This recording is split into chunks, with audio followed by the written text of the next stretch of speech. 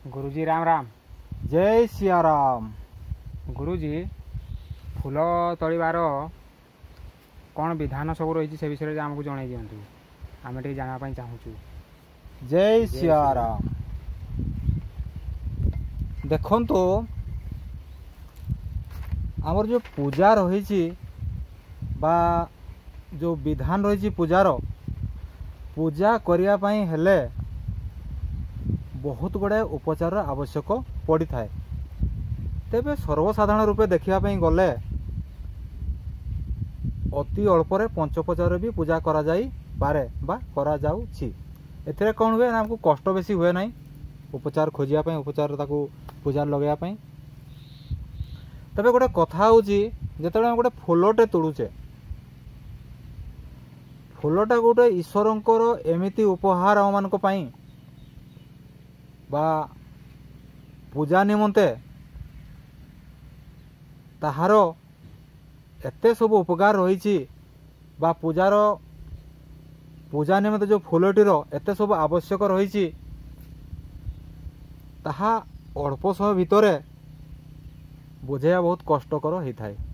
जय सिया राम। जय श्री राम। ना कहीं ना फूलटे गोटे एभलिया जिनस किए पूजा करंतु अवा न करंतु जहा बाड़े फूल गछटे अच्छी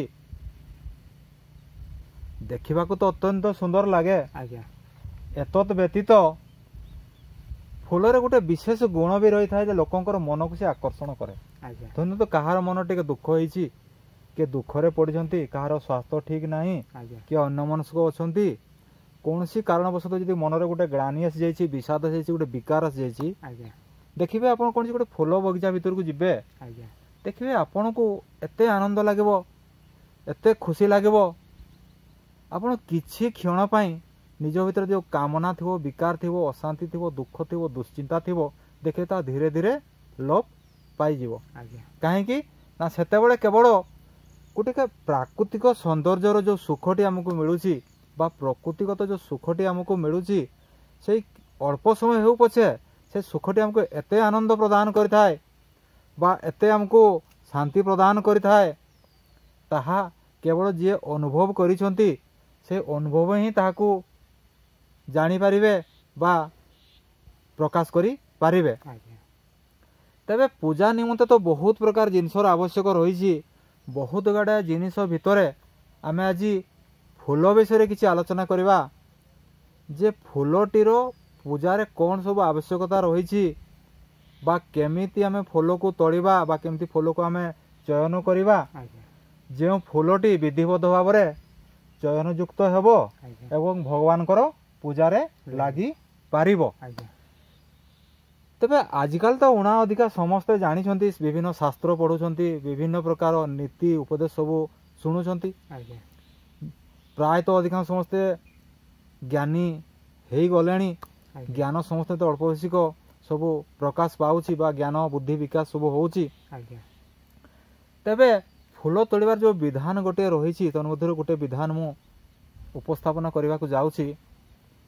देखंतु फूल एमती गोटे जिनिस जहाँ को आम ठाकुर को दे पूजा करवा ठाकुर तो निश्चित खुशी हेबे किंतु ताठू बेसी खुशी पूजकों को लगे ना कहीं जी सेवाधारी जो से माँ को फूलटे दौरान बाबा को फूलटे दौरान गणेश ठाकुर को फूलटे दौरान जो देवादेवी को फूल दिंतु ना कहीं फूल सजेला को बहुत सुंदर ही देखा जाए केबे असुंदर देखा जाए नहीं कारण प्रकृतिर पूजा ही मार पूजा आ प्रकृतिर पूजा ही प्रकृतिर भगवान कर पूजा ये जो भगवान बोले आम कहूचे आम कहूचे भगवान सर्वत्र विद्यमान भगवान दया बा ईश्वर बा कृपारे संसारटा परिचालित होउची निश्चित कहीं तांको द्वारा जलवृष्टि भी होउची विभिन्न सबुज उद्भिद सब रोचंती आमे भी गोटे से भगवान को सृष्टि कौन सी गोटे अंग कहले कौन सी अत्युक्ति हम ना आ जो पूजा पाई जो फूलटी आम तोड़ुचे बा चयन करुचे से फूलटी भी गोटे ईश्वर प्रदत्त उपहार कहले कौन सी अत्युक्ति हेब नाही। जय सिया राम। तेबे कथा होची आमे केमिति फूल तोड़िबा ना कौन करिवे ना गोटे जिनस को प्रथम ध्यान देबे आपण केबे भी गाधेई की फूल को तोड़िबे ନାହିଁ, କାରଣ ଗାଧେଇବା ଫୁଲଟା ତୋଳିଲେ ତା ଠାକୁରଙ୍କର ପୂଜାରେ ଲାଗେ ନାହିଁ। ତେଣୁ ଅଗାଧୁଆ ଫୁଲକୁ ତୋଳିବା ପାଇଁ ଚେଷ୍ଟା କରିବେ।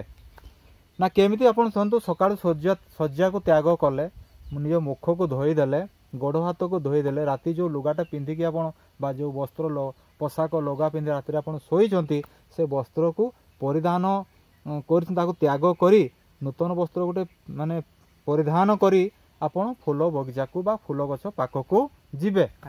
ଆପଣ ଯେତେବେଳେ ଫୁଲଟେ ତୋଳୁଛନ୍ତି, ତାର ଶାସ୍ତ୍ର ମତ ଅନୁସାରେ ଯେଉଁ ଗଛରୁ ଆପଣ ଫୁଲଟି ତୋଳିବେ, ସେ ଗଛକୁ ପ୍ରଣିପାତ କରି କହିବେ ଯେ ହେ ବୃକ୍ଷ, ମୁଁ ଏ ଫୁଲଟି ଭଗବାନଙ୍କର ପୂଜା ନିମନ୍ତେ ନେଉଛି, ତେଣୁ ମୋର ଦୋଷକୁ ବା ତ୍ରୁଟିକୁ କ୍ଷମା କରି ଦିଅନ୍ତୁ। ଏବଂ କ୍ଷମା ପ୍ରାର୍ଥନା ସାରି ସେ ଫୁଲଟିକୁ ଗଛରୁ ତୋଳିବେ। ଏବଂ ଫୁଲ ତୋଳିଲା ବେଳେ ଗୋଟେ ଜିନିଷ ଧ୍ୟାନ ଦେବେ ବା ନଜର ଦେବେ, କେବେ ବି ଏଇ ଯେଉଁ ବିଶି ଆଙ୍ଗୁଠିରେ ଫୁଲକୁ ତୋଳିବେ ନାହିଁ। ପ୍ରାୟତଃ ଲୋକଙ୍କୁ ମୁଁ ଦେଖେ ଯେଉଁମାନେ କି ବିଶି ଆଙ୍ଗୁଠିରେ ଅଧିକ ଫୁଲକୁ ତୋଳନ୍ତି, କିନ୍ତୁ ନ ତୋଳିଲେ ଭଲ। ଏତଦ୍ ବ୍ୟତୀତ ଯେତେବେଳେ ଆପଣ କାହା ବାଡ଼ିକୁ ଯାଇଛନ୍ତି, ଆପଣ ଫୁଲ ତୋଳିବାକୁ ଚାହୁଁଛନ୍ତି, ଯେତେବେଳେ ଅନ୍ୟ କାହାର ବାଡ଼ିରେ ଆପଣ ଫୁଲ ତୋଳିବେ, ସେତେବେଳେ କ'ଣ କରିବେ ନା ସେ ବଗିଚାର ବା ବଗିଚାର ଯିଏ ମାଲିକ, ତାଙ୍କ ପାଖରୁ ପ୍ରଥମ ଅନୁମତିଟିଏ ନେବେ। ନା କ'ଣ ଅନୁମତିଟିଏ ନେବେ? ଯେ ମୁଁ ଆପଣଙ୍କ ବଗିଚାରୁ କିଛି ଫୁଲ ସଂଗ୍ରହ କରିବାକୁ ଚାହୁଁଛି, ଯେଉଁ ଫୁଲଟି କି ଠାକୁରଙ୍କର ପୂଜାରେ ଲାଗିବ, ଏବଂ କର୍ତ୍ତାଙ୍କ ଅନୁମତି କ୍ରମେ ବଗିଚାକୁ ଯାଇ ଶୁଦ୍ଧପୂତ ଭାବରେ ଆପଣ ଫୁଲକୁ ତୋଳିବାକୁ ଚେଷ୍ଟା କରିବେ। ଏବଂ ସେଇଠି ଶାସ୍ତ୍ର ମତ ଅନୁସାରେ ଭଲ। ତେବେ ଦେଖିବେ, ଶାସ୍ତ୍ର ତ ଆଜ୍ଞା ବହୁତ କଥା କହେ, ତ ସେ ଭିତରେ ଆମେ ଗୋଟେ ଦୁଇଟା ଆଲୋଚନା କରିବା। ନା କେଉଁ ଫୁଲ ପୂଜାରେ ଲାଗେ, କେଉଁ ଫୁଲ ପୂଜାରେ ଲାଗିପାରେ ନାହିଁ। ନା କ'ଣ କେଉଁ ଫୁଲ ସବୁ ପୂଜାରେ ଲାଗେ ନାହିଁ? ନା ଯେଉଁ ଫୁଲ ତଳେ ଝଡ଼ି ପଡ଼ିଥିବ, ଯେଉଁ ଫୁଲ ଭୂଇଁରେ ଖସି ପଡ଼ିଥିବ, ସେ ଫୁଲକୁ ଆପଣ ପୂଜାରେ ଲଗାଇବା ଉଚିତ ନୁହେଁ। ତେଣୁ ଝଡ଼ି ପଡ଼ିଥିବା ଫୁଲ ଏବଂ ଖସି ପଡ଼ିଥିବା ଫୁଲକୁ କେବେ ଆପଣ ପୂଜାରେ ଲଗାନ୍ତୁ ନାହିଁ। ଅର୍ଥାତ୍ ଯେଉଁ ଫୁଲଟି ଝଡ଼ିକି ହେଉ ବା ଖସିକି ହେଉ ଭୂଇଁରେ ପଡ଼ିଥିବ, ମାଟି ଉପରେ ପଡ଼ିଥିବ, ସେ ଫୁଲଟିକୁ ଲଗାଇବା ଉଚିତ ନୁହେଁ। ତେବେ ଏଇଠି ଆଉ ଗୋଟେ କଥା ଅଛି ଆଜ୍ଞା। ନା କ'ଣ? ଦୁଇଟି ଫୁଲ ଏମିତି ଅଛି ଯେଉଁ ଫୁଲ ଝଡ଼ି ପଡ଼ିଥିଲେ ଖସି ପଡ଼ି ତାକୁ ପୂଜାରେ ଲଗାଯାଇପାରେ। ନା ସେ ଦୁଇଟି ଫୁଲ କ'ଣ? ନା ପ୍ରଥମ ଫୁଲଟି ଅଛି ବଉଳ ଫୁଲ। ଯଦି ବଉଳ ଫୁଲ ତଳେ ଖସି ପଡ଼ିଥିବ ବା ଝଡ଼ି ପଡ଼ିଥିବ, ତାହେଲେ ତାକୁ ଆଣି ଆପଣ ପୂଜାରେ ଲଗାଇ ପାରିବେ। ଆଉ ଗୋଟେ କ'ଣ? ନା ଆଉ ଗୋଟେ ହେଉଛି ସେଫାଳି ଫୁଲ। ସେଫାଳି ଫୁଲ ଯଦି ଝଡ଼ି ପଡ଼ିଥିବ ବା ଭୂଇଁରେ ଖସି ପଡ଼ିଥିବ, ତାକୁ ବି ଆପଣ ଆଣି ପୂଜାରେ ଲଗାଇ ପାରିବେ। କିନ୍ତୁ ମନେ ରଖିବେ, ବହୁତ ଲୋକ କ'ଣ କରନ୍ତି ନା ଫୁଲକୁ ପାଣିରେ ଧୋଇକି ତାକୁ ଠାକୁରଙ୍କୁ ପୂଜାରେ ଲଗାନ୍ତି। କିନ୍ତୁ କିଛି କିଛି ଶାସ୍ତ୍ରକାର ସାଧୁସନ୍ଥମାନେ କହନ୍ତି ଯେ ଯେଉଁ ଫୁଲକୁ ଆପଣ ପାଣିରେ ଧୋଇବେ, ତାକୁ ପୂଜାରେ ଲଗାଇବା ଉଚିତ ନୁହେଁ। ନା କାହିଁକି? ନା ପାଣିରେ ଧୋଇଲେ ଫୁଲ ଭିତରେ ଯେଉଁ ଗୋଟେ ଦୈବୀ ଗୁଣ ଥାଏ ବା ଗୋଟେ ପ୍ରାକୃତିକ ସଭା ଗୁଣ ଥାଏ, ଧୋଇଲେ ତାହା ସମ୍ଭବତଃ ନଷ୍ଟ ହୋଇଯାଏ। ତେଣୁ କିଛି କିଛି ସାଧୁସନ୍ଥମାନେ ବି କହନ୍ତି ଫୁଲକୁ କେବେ ଆପଣ ସମ୍ପୂର୍ଣ୍ଣ ରୂପେ ଧୋଇକି ଠାକୁରଙ୍କ ପୂଜାରେ ଲଗାଇବେ ନାହିଁ। ଯଦି ଆପଣଙ୍କ ମନ ଭାବୁଛି ଯେ ଫୁଲଟି ଅଶୁଚି ହେଇଛି, ତାହେଲେ ପାଣି ଟିକେ ତାକୁ ଛିଞ୍ଚି ଦେଇକି ବି ତାକୁ ଠାକୁରଙ୍କ ପୂଜାରେ ଲଗାଇ ପାରିବେ। ଆଉ ଗୋଟେ କଥା ହେଉଛି, ଯଦି ଆପଣଙ୍କର ବେଲପତ୍ର କିମ୍ବା ତୁଳସୀ ପତ୍ର ତଳେ ଝଡ଼ି ପଡ଼ିଥିବ, ତାହେଲେ ତାକୁ ଆଣି ଆପଣ ଠାକୁରଙ୍କ ମଥାରେ ଲଗାଇ ପାରିବେ। କାରଣ ବେଲପତ୍ର ଏବଂ ତୁଳସୀ ପତ୍ର କେବେ ଅଶୁଚି ହୁଅନ୍ତି ନାହିଁ। ତେବେ ଏ ତ ଗଲା ଅଗାଧୁଆ କଥା। ତେବେ ଗାଧେଇକି କ'ଣ ସବୁ ତୋଳିବେ? ନା ଗାଧେଇକି ଆପଣ କାହାକୁ ତୋଳିବେ? ନା ଗୋଟେ ହେଉଛି ଗାଧେଇକି ଆପଣ ବେଲପତ୍ରକୁ ଚୟନ କରିବେ ଏବଂ କାହାକୁ ଚୟନ କରିବେ? ତୁଳସୀ ପତ୍ରକୁ ଚୟନ କରିବେ। ତାହେଲେ ବେଲପତ୍ର ଏବଂ ତୁଳସୀ ପତ୍ର ଏଇ ଦୁଇଟିକୁ ଆପଣ ଗାଧେଇକି ଚୟନ କରିବା ଉଚିତ ବା କଥା। ହେଲେ କୌଣସି ଦୋଷ ତ୍ରୁଟି ଲାଗେ ନାହିଁ। ତେଣୁ ଅଗାଧୁଆରେ ଆପଣ ସବୁବେଳେ ଚେଷ୍ଟା କରିବେ ଫୁଲ ତୋଳିବା ପାଇଁ, ଆଉ ଗାଧେଇକି ଚେଷ୍ଟା କରିବେ ସବୁବେଳେ ତୁଳସୀ ପତ୍ର ଏବଂ ବେଲପତ୍ର ତୋଳିବା ପାଇଁ। ତ ବର୍ତ୍ତମାନ କଥା ହେଉଛି ଯେ ଏଇ ଯେଉଁ ଆମର ବିଧାନ ସବୁ ରହିଛି, बा जो विभिन्न प्रकार साधु सन्त मैंने आम तुलसी पत्र कथा कहतु आप बेल पथरा कथा कहतु फूल कथा कहतु कि आप कुड़ी पत्र कथा कहतु दुब घास कथा कहतु एमती बहुत प्रकार सब माने पत्र फूल घास रही जो गुड़ा कि आम दैनंदिन जीवन में भगवान पूजार आवश्यक पड़ी थाए तेबे आम जो पंचोपचार पूजा करुचे बा छोट मोट आकार जो पूजा करुचे से जिनस आवश्यक खूब कम पड़ी थाए विशेषतः फूलर आवश्यक बेसी पड़ी थाए तेणु ये जो फूलटी तोड़बार आम जो विषय आम आलोचना बर्तन करुचु तेणु मु चेष्टा माने आशा करुची जे ये जो फूल तोड़बार जो नीति नियमटे रही एटा सर्वसाधारण समस्तंकर काम रे लागी पारिबो आउ जो माने जानी नहांती से माने टिके जानिया को चेष्टा करंतु आ जो माने जानी छंतो बहुत भलो कथा।